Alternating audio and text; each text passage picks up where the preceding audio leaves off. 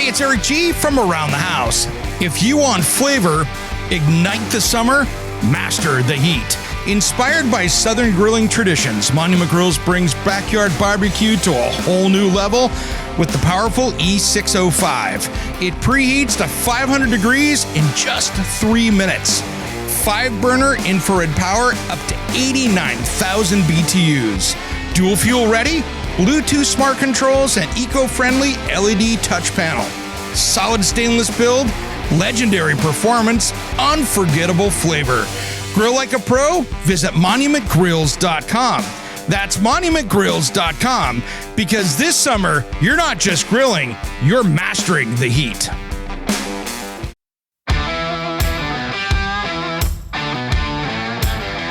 Welcome to Around the House with Eric G., your trusted source for all things home improvement.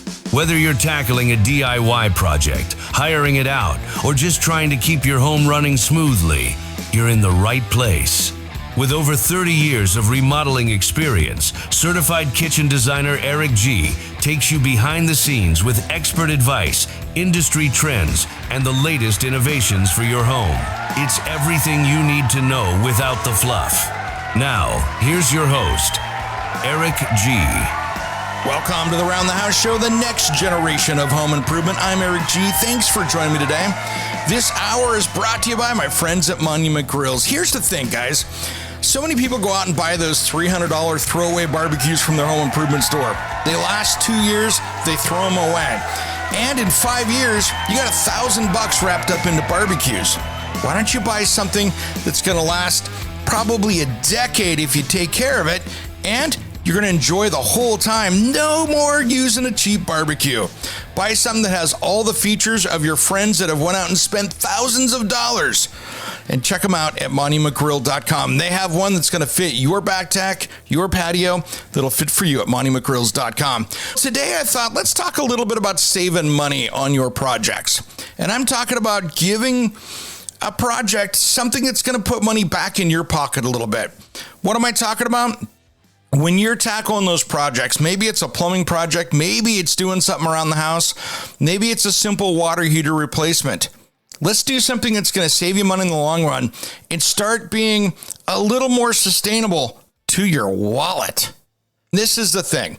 There are so many times that if we take an extra step or two, we could solve some serious problems with our pocketbooks. Great example. Let's say you've got that 1970s home. I have one of those, and one of the things that I've been doing is that thing had beautiful copper pipes inside. Nothing wrong with that. It was great. But here's the thing. Did they insulate them? No. Were they open to the environment out there? Absolutely. So what I did is anytime that I had a wall open, I insulated those pipes. I figured out if there was a hot water pipe going through there, I would insulate it. I would make sure, and it made a substantial difference, really, from the time that I was sitting there and having to turn the faucet on in the kitchen because my water heater was way out in the garage. So I would run so much water, and ironically, in Portland and Lake Oswego, where my house is, that is expensive water. We have some of the most expensive water in the country, considering it rains 6 months out of the year. And it charges a lot to my boat. I can have a $400 monthly water bill if I'm watering my lawn. So it gets pretty crazy. So sitting there and taking out 30 seconds of runtime at my faucet, whether it be the shower, whether it be the bathroom vanity, or whether it be the kitchen sink, that adds up quickly. So there are some things you can do. If you got a wall opened up, insulate it. Make sure it's ready to go.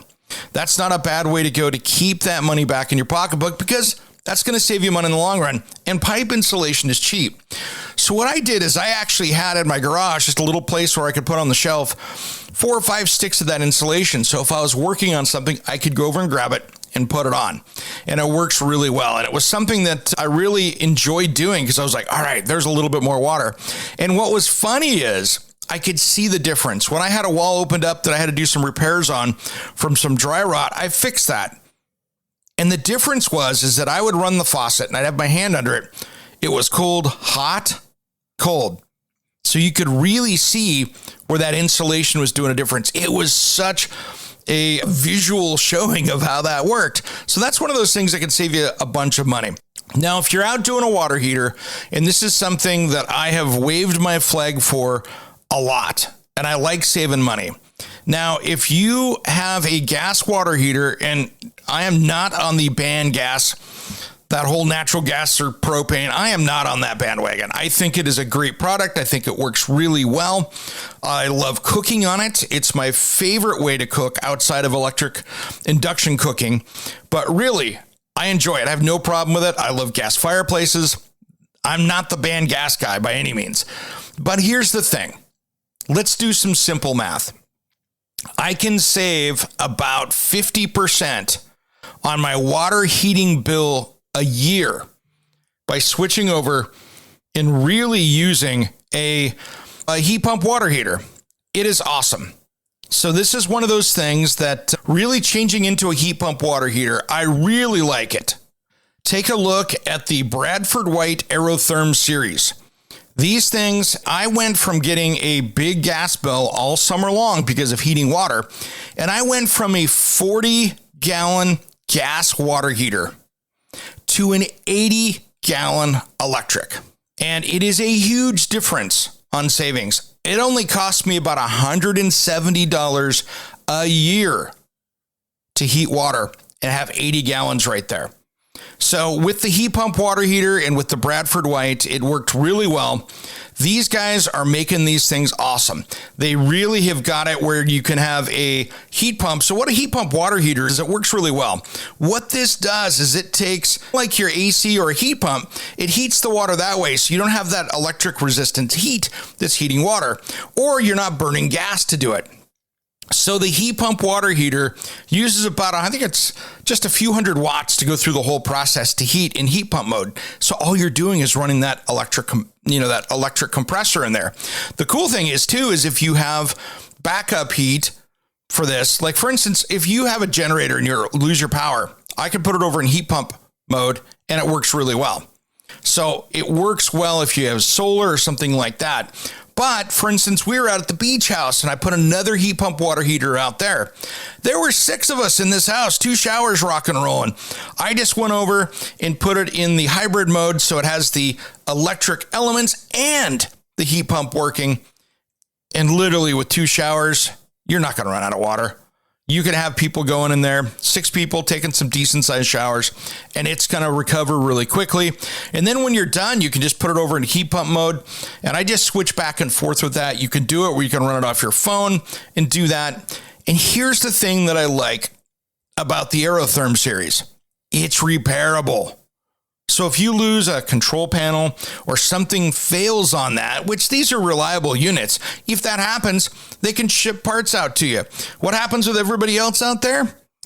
You're throwing this big unit away and you got to haul it off, get rid of it and take it down and get another one. So these are repairable units, which to me is a big sustainability thing.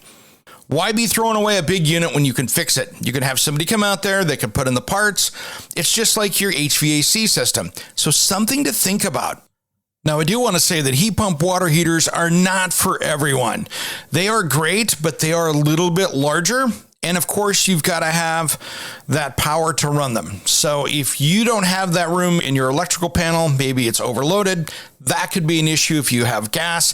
If you've got a tiny closet space where that fits into, maybe even you've got a older manufactured home, that might not fit as well. So you got to take those things into account. There needs to be airflow. You don't want this to be outside unless there's nothing wrong with it being outside, but you just don't want it to where it's going to be in extreme temperatures because this still has to work. And so you want to make sure that it can do the job for you. So something to consider with heat pump water heaters. I like it. It saved me a ton of money, and it could you if you've got the right situation.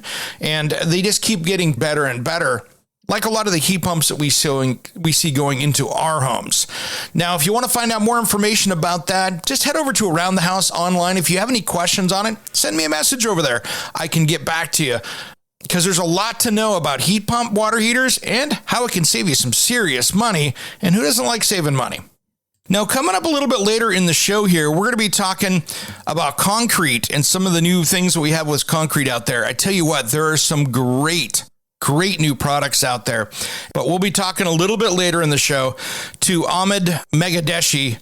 He's a leading expert in sustainable concrete. We'll be talking to him a little bit later at CalPortland because we're trying to see where we can save money here on projects.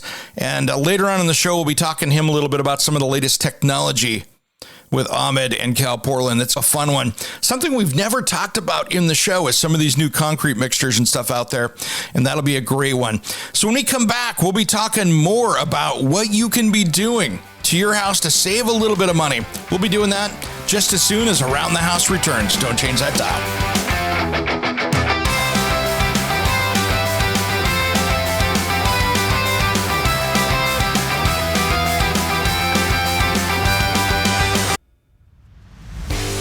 Hey, it's Eric G from Around the House. If you want flavor, ignite the summer, master the heat. Inspired by Southern grilling traditions, Monument Grills brings backyard barbecue to a whole new level with the powerful E605. It preheats to 500 degrees in just 3 minutes. 5-burner infrared power up to 89,000 BTUs. Dual fuel ready? Bluetooth smart controls and eco-friendly LED touch panel. Solid stainless build, legendary performance, unforgettable flavor. Grill like a pro? Visit monumentgrills.com. That's monumentgrills.com because this summer, you're not just grilling, you're mastering the heat. If I could dream. Is your website losing you money instead of making it? Slow load times, outdated design, or a clunky mobile experience could be driving those customers away. At SiteHypeDesigns.com, we turn bad websites into high-performing, customer-winning machines. Our expert designers create sleek, fast, and SEO-optimized sites that don't just look good, they convert visitors into paying customers. Don't let a weak website hold you back. Visit SiteHypeDesigns.com today for a free website audit and discover how we can take your business to the next level. SiteHypeDesigns.com. Websites that work as hard as you do. For our Around the House listeners, use promo code ERICG for a free website audit and a free half-hour consultation call.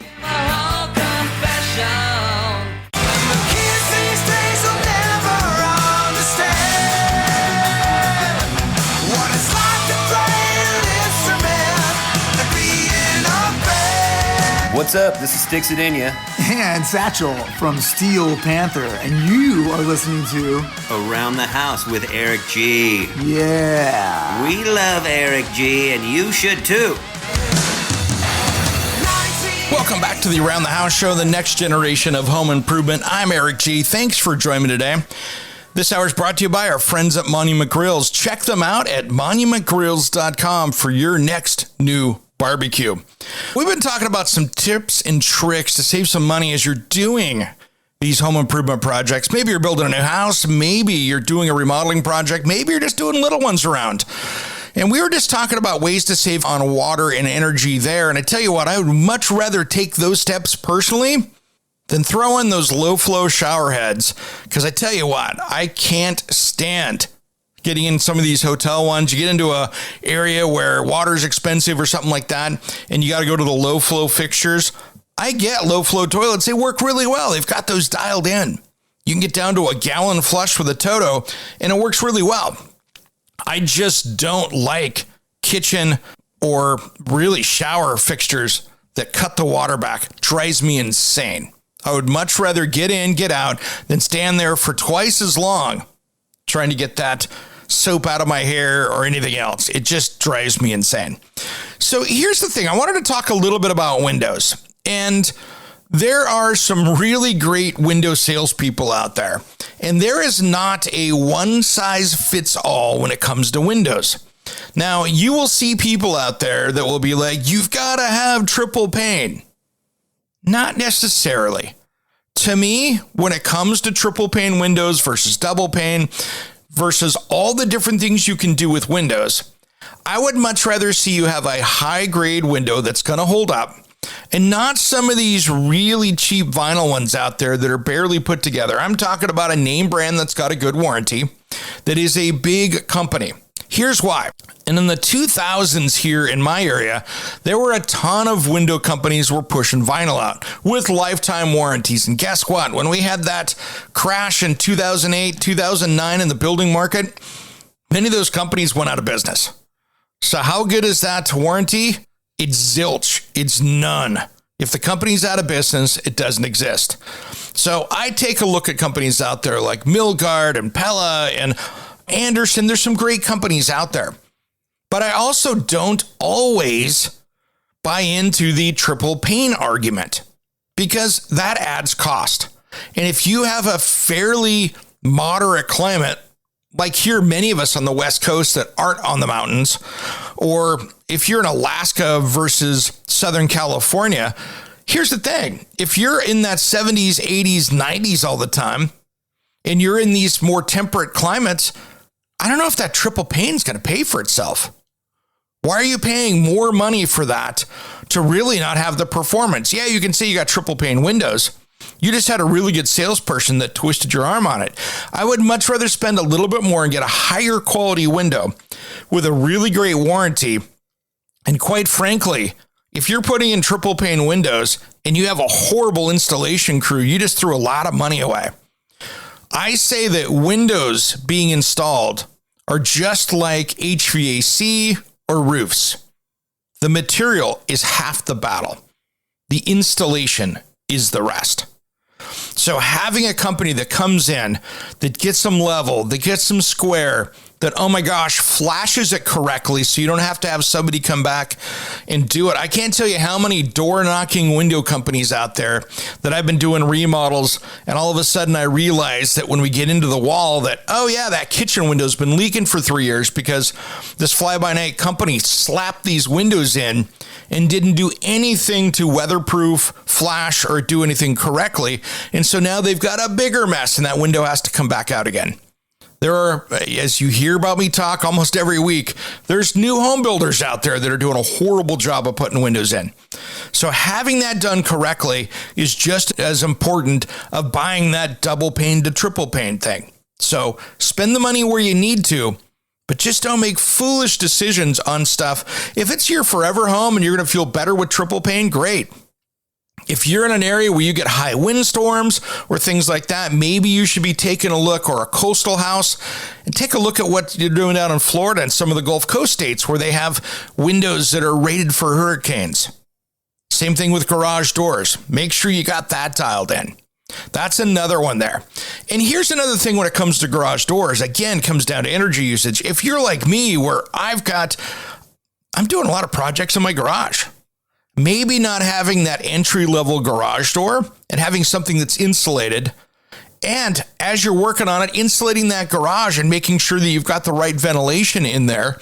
And then it's going to be something that you're going to kind of heat. Maybe you're running a space heater, or you got a window air conditioner, or doing something like that. That is going to be one of those things that you can do to really make that more comfortable. Maybe you can keep the table soft from 8 o'clock at night, making your neighbors mad if you've got insulation in there. If that's the case and you like to work early or late, maybe putting rock wool in the walls as you're going around and doing that remodel to make sure that you've got that workshop in the best situation. I used rock wool in a lot of my garage because I'm doing TV. And I tell you what, when I do TV at my house, the neighbors, and this is just foolproof, doesn't matter what day of the week, what time, there is somebody that shows up with a gas leaf blower out there that is doing lawn care. Those guys can sense that I've got a camera turning on or a microphone. That starts going, and I tell you what, that's the next thing. So I actually did some stuff to really make things quiet. And that's another thing that I've done with it. Even though it doesn't add any value as far as insulation value, when you're doing that bathroom remodel, I threw in that rock wool insulation around the walls of the bathroom. So if you're diving in, fill those cavities up, insulate them.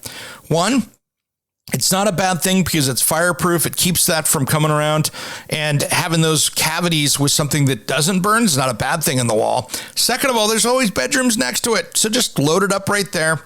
And that way you can have the quiet, the silence between the bathroom and the bedrooms next to it. It's not a bad way to go, and it can really help you as far as getting that dialed in. Now, when it comes to lights, it's funny. And this is one of those things that if you still have those can lights, those recessed can lights, those 6-inch ones that have maybe the compact fluorescent bulbs in them or the cheap LEDs, those things use a lot of energy. And if you have the old incandescent bulbs, or even worse, those are doubling down because one, you're using a lot more electricity, and two, they're putting in a ton of heat. So those are adding that energy to your house. So in the summertime, you're having to AC around those. So take a look at high quality LED lights. Yes, if you buy the cheap ones on Amazon, don't expect them to last. If you buy the better ones out there, some of the name brands, they should do a little bit better job of lasting for you.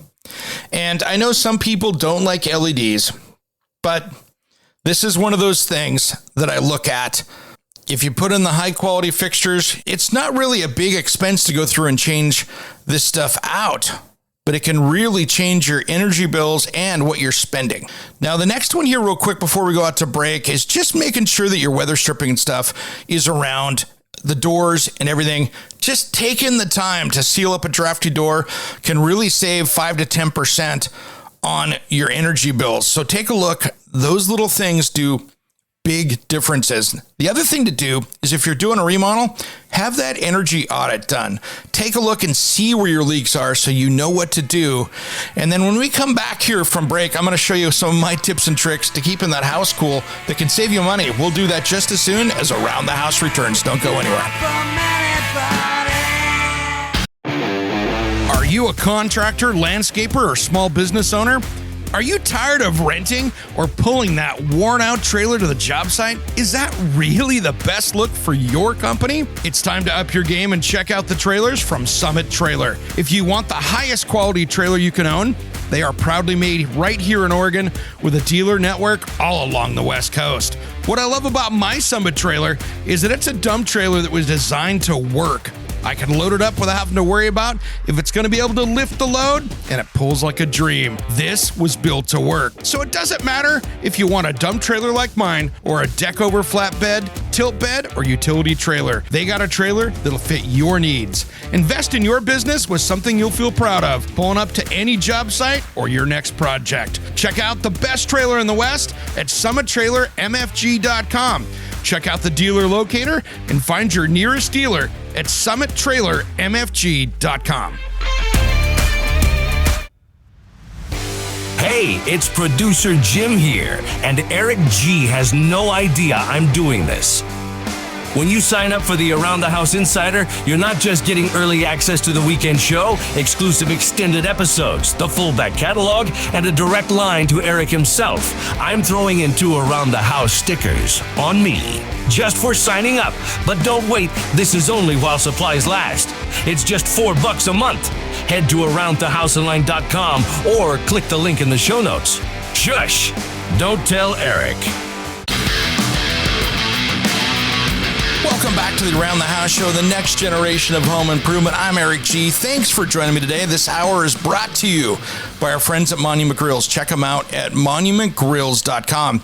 If you want to find out more about us here at the show, and if you wonder what happened to Around the House Northwest television show, if you're a viewer that you've been catching online, you can find out more information about that at aroundthehouseonline.com. We've been talking about ways to save some money around your house, whether it's energy efficiency, and I'm not one of these crazy energy efficient nuts out there. I think there are values out there. I think there are things you can do, but at the same point, I'm not a big fan of making things inside your house not comfortable. I want to be able to do things, be comfortable, enjoy my house, common sense stuff. It really makes sense when you can do that. I don't want to sit here and have my dishwasher run for 6 hours because we cut the water back on that. I would like it to be able to work correctly, do its job. And one of the little tricks that I do on my dishwasher, by the way, here's a great tip for you. Here's a little takeaway. When you're working on that dishwasher and you're getting ready to hit start on it, before you load it up, don't go rinsing those dishes all the way off. Now, if you've got a broken unit or you've got a $3.99 entry-level builder special, that's one thing. Upgrade your dishwasher and get something good. It's not worth sitting there spending all the extra money. It will save you money in the long run to get the right one. And I'm talking get something nice. Miele, Bosch, spend a little money, get something good. And by the way, there are a lot of other brands out there that make. So if you look at certain brands out there, I'm not going to sit here and give this little secret away, but there are Bosch and other companies make great dishwashers under other brands. So sometimes you can save a little money there with that. But here's the thing. When it comes down to it, having a good dishwasher, and there's two tricks that I do. One, I scrape the dishes. Do not pre-rinse your dishes. If you go in there, rinse them off clean, put them in your dishwasher, you are actually keeping those dishes not as clean because you need to have some food on them to activate the enzymes in your detergent. When they got rid of phosphates that were really bad for the environment out there, they went to enzymes. Enzymes need something to activate. That's called food. So do not pre-rinse those dishes. I know it's controversial. Scrape them off, put them in there. Make sure you clean out maintain the dishwasher, clean out your little screen down there if you have one, and make sure that's working great. But really, pre-rinse those. And what do? I save myself a little electricity because my water heater is such a great job of heating.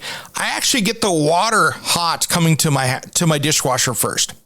So what I do is I turn the kitchen on while I'm scraping things off, using the garbage disposal. I'm using the water that would be on the hot side. So that way I've pre-primed the dishwasher. So that way it's got hot water to start with. If you just load that dishwasher up and hit start and you've got 2 gallons of cold water that was in the pipes. Now that dishwasher has to sit there and heat it up with its electric element to get it up to temp. So that's one of those things that I like to do to save some money. And it wastes a little bit of water, but I'm also saving on my electricity, and my electricity is pretty expensive anyway. So something to think about. Now, the other thing that you can do, especially if you use AC, if you're in an area in the country that uses AC, take a look at ceiling fans. Those can really improve air circulation, especially in older homes where they didn't do a great job of doing that, of setting up the AC in there. It's going to help you move around. It can actually save you 5 to 10% on your HVAC costs by having a ceiling fan. Think about that and what you're going to do with that, because really, it can really impact your heating and cooling by doing that correctly. And don't forget to reverse it in the seasons. But you can actually, a fan in a living room can allow a 4-degree higher AC setting, which can save you in the summertime about 30 kilowatts per hour in a month. And remember to shut those blinds. That way you can save some money. All right, guys, we're going to go out here. I wanted to talk about concrete. And so I was talking to my friends over at CalPortland. And the cool thing with CalPortland is they're a huge technology concrete company. They deliver concrete in my area. They're all around. And CalPortland's a really cool company as far as working on things to make sure that they've got eco-friendly concrete that could actually save you some money on your house, which I like. So anything that's sustainable that makes sense to me, I'm all over. Let's go out and talk to Hamed Maraghechi, Director of Central Research Lab for CalPortland. Now let's start this conversation. Hamed, I want to talk to you today about just concrete itself. And really, as we were talking about earlier, we see this truck show up at the job site. The CalPortland truck here in my market shows up here in Portland, Oregon, where I'm at. It shows up with exactly the right concrete mix I need. And there's so many mixes that show up at the job site, but this is a much more complex and takes a fair amount of energy to make this product that people are so really not aware of, whether you're a flat work concrete worker or a homeowner trying to get their driveway redone. Yeah, it takes a lot to make concrete delivered. It starts from cement. We mine limestone from the quarries, which is right next to our cement plant. And then we burn it at high temperature with a little bit of clay, a little bit of silica sand to make this lava type material. Then we quench it and it makes like a 1-inch minus size ceramic material. We call it clinker. Then we mill the clinker in ball mills or in other types of mills to make a powder. With a little bit of a gypsum added to that, we call it Portland cement. And we add gypsum to control the set time and early age behavior. The chemistry of cement is very fascinating, right? We mix it with water and you get very high strength that we can build bridges, we can build foundations, and Obviously, you add gravels, you add sand to make that final concrete. But there goes a lot of chemistry behind the scene to make that high strength material that you can use for foundations and everything that you do at a relatively fair cost. That if you see how versatile concrete can be, you can make anything. You can make decorative pieces, countertops, all the way to bridges and stadiums and dams. And it's very fascinating. Yeah, it is. And if you mess up part of that mix, and we have so many homes here built in the 30s and 40s in Portland, Oregon, where I'm located, that I've gone out and seen plenty of homes where they didn't know well enough to wash the sand and they were using beach sand. And of course, it completely weakened the concrete down the road. And this is something that I can go in there, and I've gone into so many old homes, and I could sit there and just pick away at the foundation with my hand. I could dig through it with my hand because they didn't get the mix right. One of the most important influential factors for a good concrete is the water to cement ratio. That usually goes around 0.5-ish, 0.4 to 0.5. And the lower you can manage to have water in the mix or water to cement ratio, the higher strength you would get. So the concrete can last hundreds of years just by having the water to cement ratio done correctly. There are occasions that on the job site and the aggregates and the sand is not the best and the temperature is high, and the guy who's out there adds a little bit of more water, and that's what they should not do. There is a tolerance, there is an acceptable range by ACI, American Concrete Institute's recommendations that, hey, you can add, 2 gallons per cubic yard and you're still fine, so that you can pump the concrete, you can place it, you can finish it. But if the concrete guys are neglecting that anywhere within the value chain, then you would see concrete is going to fail down the road. Sure. And I just haven't seen that in recent ages. As long as it is shown up at the job site and we don't have any weird conditions like it's 105 degrees and people are out in the sun trying to pour concrete or something, it seems like it goes pretty well. And then there's all those different mixes you can get, whether you're doing a driveway, a dam on a commercial site, or a nuclear plant, or even just a slab in your garage. There's so many different mixes where you can add stuff to strengthen it. And when I was at World of Concrete, I even saw stuff that was making it so moisture wouldn't go through it. Seems like there's a lot of different mixes, what we'd normally see at a job site maybe 40 years ago. Absolutely. The mix portfolio in the concrete size is like huge, right? Like you said, there are mixes that you can add some polymers to it, so you make it more moisture and water resistant or waterproof. There are mixes there are, like we call it, more sustainable mixes, low carbon mixes that we can add a part of cement with supplementary cementitious materials. To find out more about the show, head to AroundTheHouseOnline.com. Around the House will be right back with more from Hamed Maraghechi and CalPortland as we talk concrete just as soon as Around the House returns.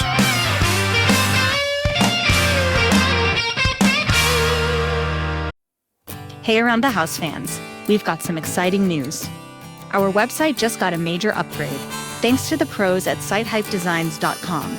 Now it's easier than ever to catch up on episodes, find expert home improvement tips, and connect with us.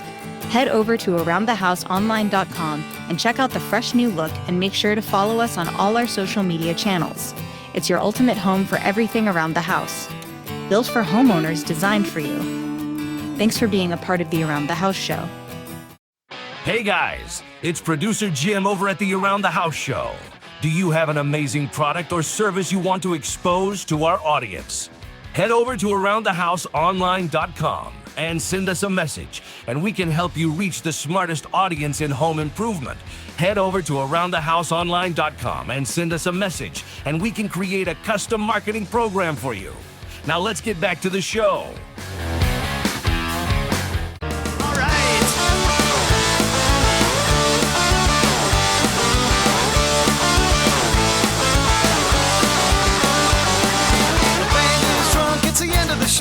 Now drink 'em down, people, it's time to go. It's that time again. It's last call. Welcome back to the Around the House Show, the next generation of home improvement. I'm Eric G. Thanks for tuning in today. This hour is brought to you by my friends at Monument Grills. Check them out at monumentgrills.com. And to find out more about the Around the House Show, head over to aroundthehouseonline.com. You'll find our YouTube videos. You'll find everything we're doing over there. And we got some exciting stuff coming up here later this summer.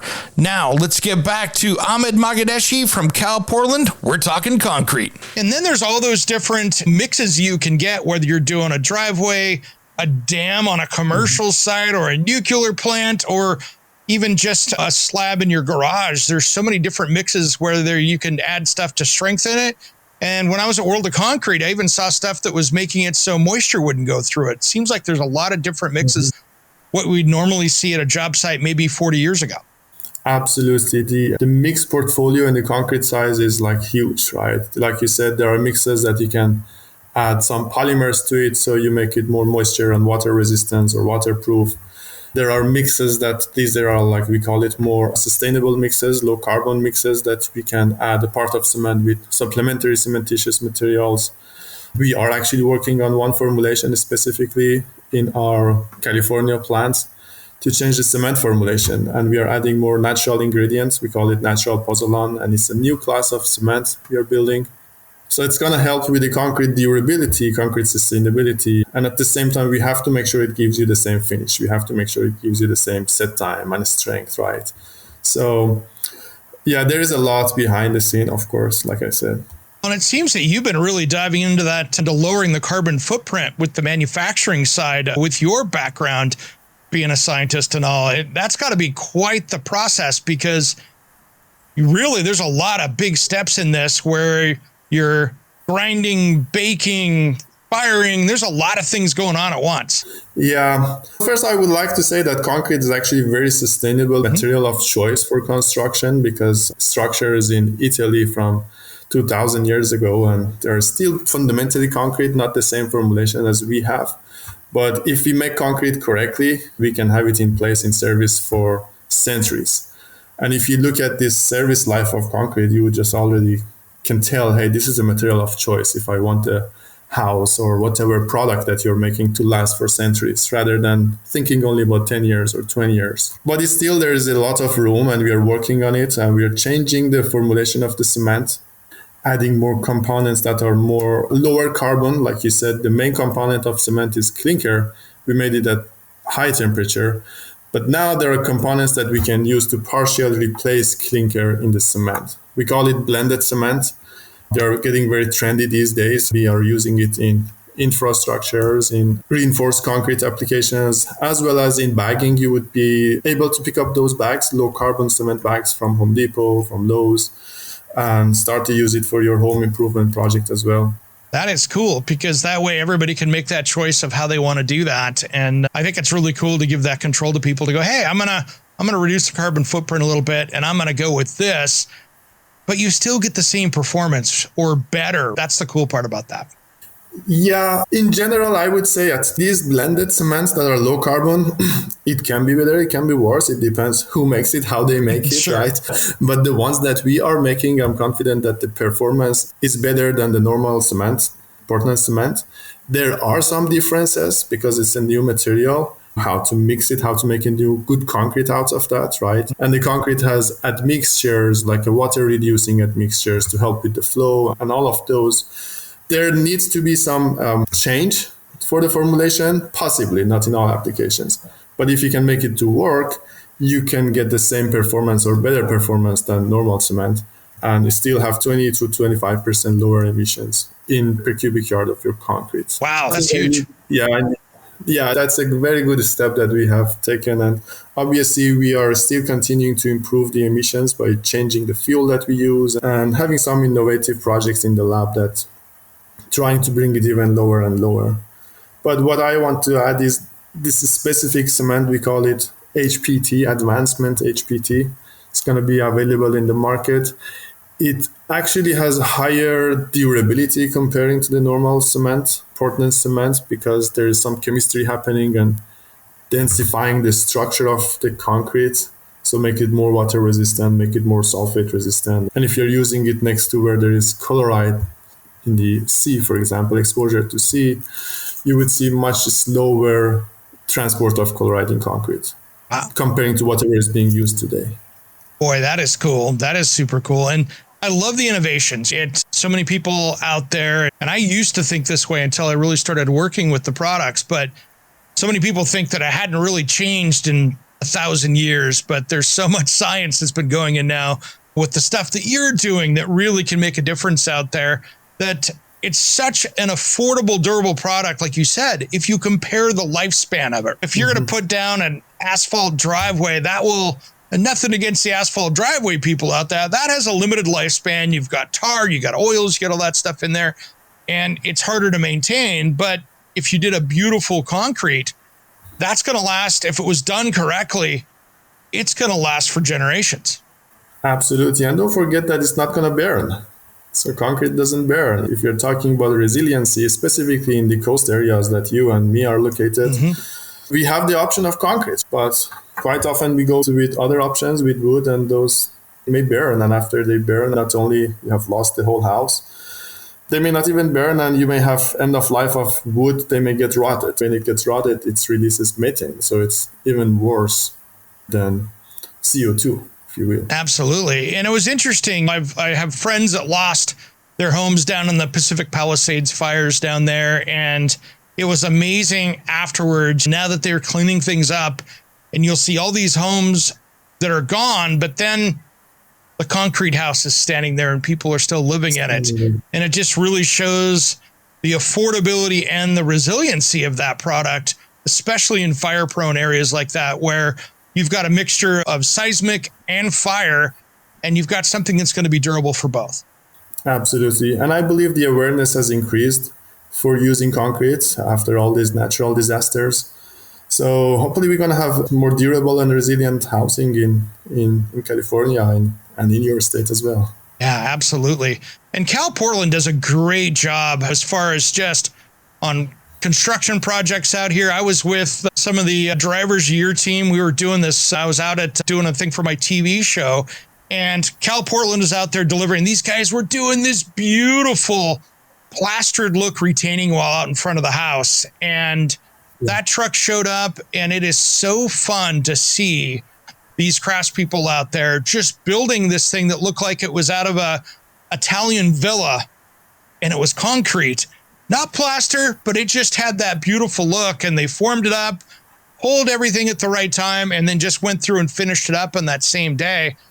And what a gorgeous look that's going to last them hundreds of years as long as they take care of it. Yeah, I like concrete finish. Maybe I'm biased, but...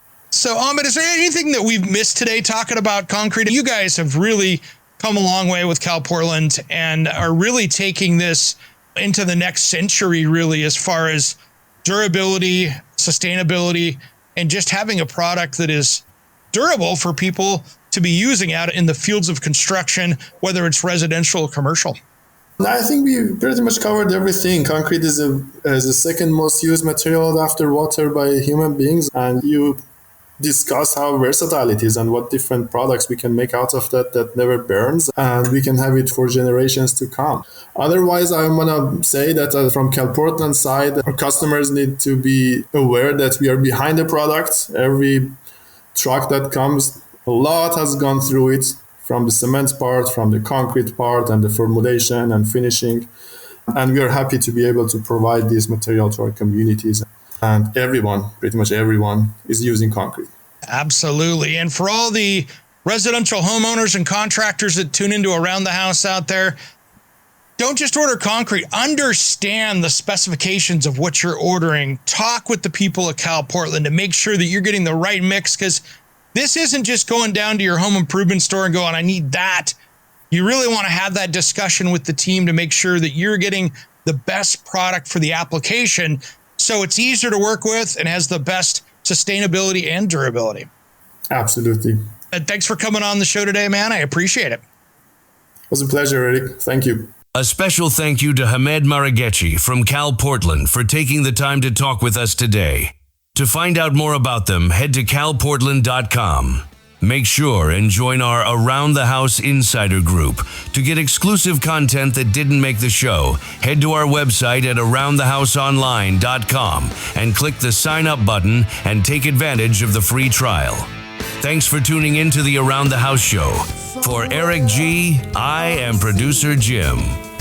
We will see you next time. Anyway, I'll be on the mean. Life is a love song, let's be lovers. We're all over the radio. Take my hand, I know where to go. All over the radio with you. Hey, it's producer Jim here, and Eric G has no idea I'm doing this. When you sign up for the Around the House Insider, you're not just getting early access to the weekend show, exclusive extended episodes, the full back catalog, and a direct line to Eric himself. I'm throwing in 2 Around the House stickers on me, just for signing up. But don't wait, this is only while supplies last. It's just $4 a month. Head to aroundthehouseonline.com or click the link in the show notes. Shush! Don't tell Eric.